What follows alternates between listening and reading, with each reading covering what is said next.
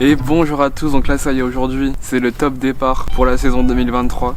Donc on va voir un peu comment je fais pour faire mes semis sans éclairage artificiel, simplement là avec la lumière du jour, ni sans nappe chauffante ou quoi. J'avais dit que je commençais mes semis que début mars, sauf que j'avoue j'ai un peu craqué, j'avais un week-end où je m'ennuyais un peu. Et puis je me suis dit si jamais je les rate, au moins ça me laisse le temps de les refaire. Donc du coup je les ai commencés début février et au final ils ont bien marché, donc je pense pas que j'aurais besoin de les refaire. Enfin je croise les doigts en tout cas. Donc allez c'est parti, bon visionnage à tous. Alors cette année j'ai choisi 4 variétés de tomates. C'est des graines reproductibles achetées chez Cocopelli ou Graines del País. Et donc il y a de la grosse tomate, de la petite tomate. C'est pas énorme mais ça me suffit par rapport à la surface que j'ai. Je voudrais pas trop en mettre trop de variétés non plus. Pour le semis, je fais ça dans des plaques alvéoliées. J'utilise un terreau spécial semis. Au moins ça m'assure qu'il y a tous les nutriments nécessaires pour les plantes. Il est assez tamisé, il est assez fin, donc c'est l'idéal. Donc après pour l'arrosage, quand ils sont assez jeunes, des plants comme ça, moi j'utilise un pulvérisateur pour avoir de l'eau du coup qui soit assez fine. Donc ça, le terreau, faut le placer après dans le salon avec une température aux alentours de 19 degrés quoi, 17, 18, 19 degrés pour avoir une bonne germination. Et une fois que vos semis du coup ont commencé à germer, alors là il faut faire attention, en fait il faut qu'il y ait un maximum de lumière. Donc là on peut voir mes semis, ils ont un petit peu filé, c'est pas méchant, et ça peut se rattraper après au repiquage. Donc quand vos semis commencent à avoir leur première vraie feuille qui commence à pousser, c'est le moment du coup de les repiquer. Donc moi je les repique dans des petits godets pour le moment, dans tous les cas j'ai le temps.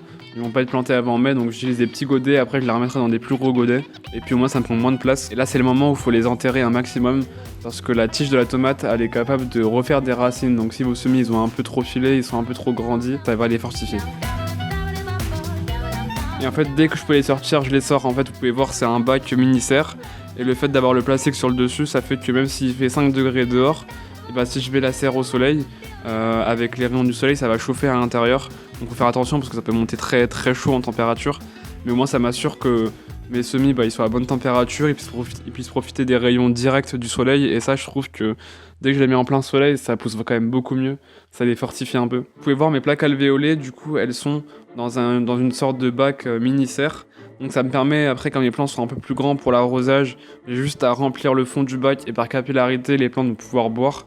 Donc là tous les semis de tomates ils ont été faits début février. Et là du coup on va être en mars je crois demain ou après-demain. Donc là j'ai effectué mes premiers semis pareil pour d'autres cultures. Donc j'ai semé du persil, du basilic, de la ciboulette, des poireaux, de la bourrache aussi et de la betterave. En fait ce qu'il faut comprendre, la difficulté quand on fait nos semis à la maison sans éclairage artificiel, c'est que nos semis vont avoir tendance à filer.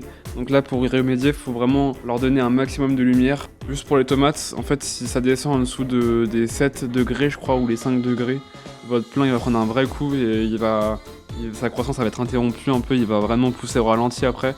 Donc il faut vraiment veiller à pas ce que la température descende en dessous les 5 ou 7 degrés.